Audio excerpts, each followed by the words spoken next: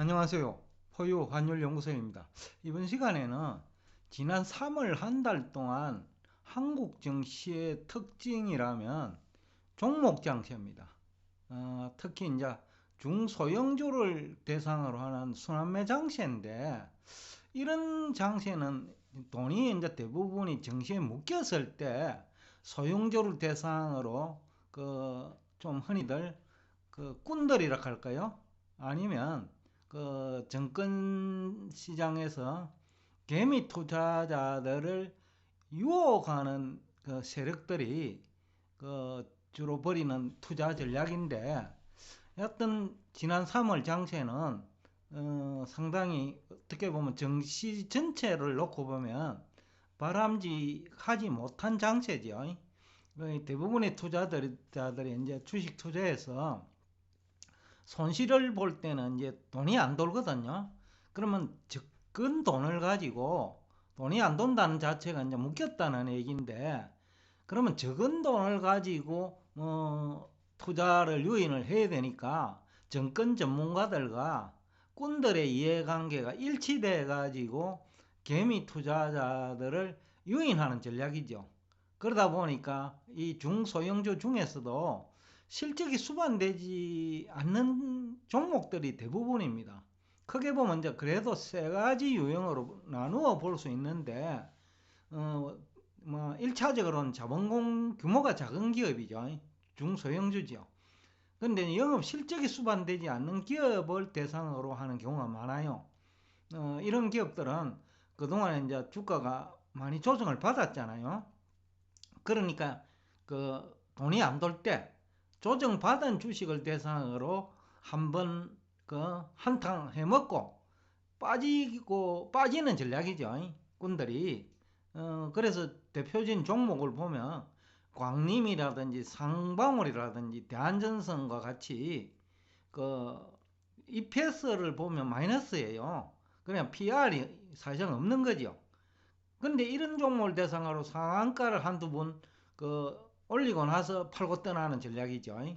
그 다음에 두 번째 유형은 내용은 괜찮은 회사인데 중소형주거나 아니면 재료가 있는 주식을 대상으로 그, 그 올리는 전략이죠. 그 대표적인 안내앱이 이제 봉안업체, 안철수 인수위원회 위원장이 대주주로 있는 회사죠. 이런 것을 이제 재료를 가지고 한번 해먹고 또 빠져나가는 전략. 그러다 보니까 뒤늦게 따라 들어간 사람은 대부분 당하죠. 이제 세 번째 유형은 과거 테마주였는데 그 이런 것들을 대상으로 테마를 재생하는 전략입니다. 그리고 이것도 이제 가격 상승을 소폭 유도한 다음에 또 매도하는 전략이죠. 대표적으로 셀터리온이라든지 SK 바이오 사이언스 등 한때 이제 테마주로서 인기를 끌었죠. 그런데 이제 너무 낙폭이 크다 보니까 그 낙폭 가대를 이용한 또 기술적 반등을 이용하는 꾼들의 투자 전략이라고 봐야죠. 실질적으로 이제 장기적으로 더 많이 추가적으로 하락할 주식들이죠. 그런데 이제 주의할 점이 있어요. 지금 현재 증시 환경은 나쁘지 않아요. 특히 한국은 중국 경제 의존도가 높은데, 중국 경제가 뭐 2월에 2월이지요. 2월 PMI 지수가 사실상은 50 이하까지 떨어지고, 또 그러고 중국 부동산 시장도 안 좋고, 그러다 보면 이제 서비스 PMI 지수 좋지 않을 수밖에 없고, 그러다 보면 우리나라 증시 환경이 안 좋죠. 거기다가 실제로 이제 지난해 하반기 이후에는 기업이 수출을 많이 했는데 영업 실적이 악화되고 있고, 그것은 제가 앞 시간에 뭡니까? 수출 가격과 수입 가격을 비교하면 수출 단가가 크게 이제 떨어졌거든요. 그러니까 수입 단가보다 수출 단가가 높아야 기업이 이기 증가하는데, 가격 교육 조건이죠. 가격 교육 조건이 불과 한 1년 사이에 10% 정도 나빠졌거든요. 그러니까 그만큼 어렵다는 얘기죠. 그런데 이제 그런 주식을 대상으로 또 거기에 중소형주 대상으로 한다는 것 자체가 뒤늦게 따라 들어가면 큰 폭의 투자 손실의 수반되죠.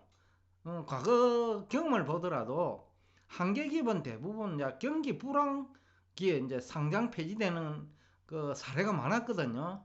제가 앞 시간에도 얘기했지만 지난 10년 동안 상장 폐지된 기업이 약 한 400개 되는데 주로 이런 기업들이 경기 불황기에 절반 이상 그 상장 폐지되거나 부도나거든요. 그리고 지금이 그런 시기다. 그러니까 따라 들어가는 투자 전략은 대단히 위험하다라는 얘기를 하고 싶습니다.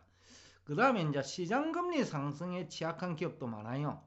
뭐 한계 기업들이 다 그렇고 우리나라는 전체 상장 기업의 약 한 절반 가까이가 한계 기업이기 때문에 두 개 중에 하나는 뭐 한계 기업이니까 이런 기업들은 금리 상승 국면에서 또 취약합니다.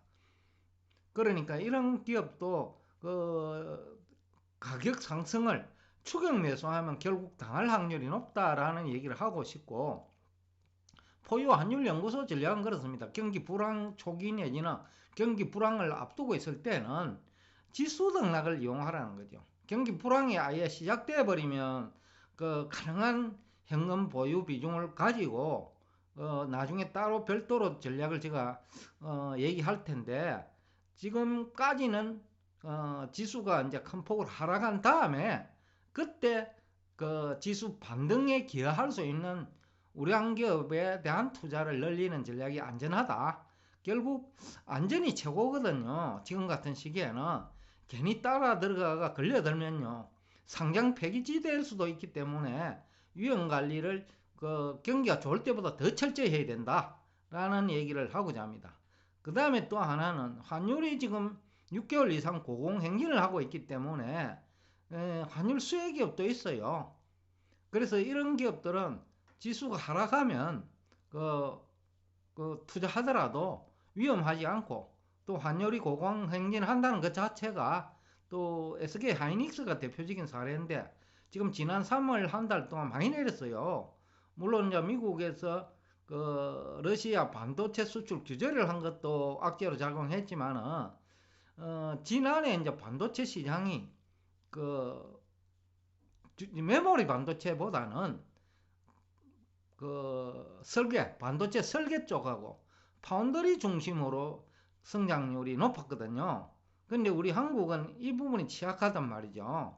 그래서 이제 그 지난해 실적을 보더라도 한국 반도체 주가가 좀 하락할 수밖에 없는 환경이었다.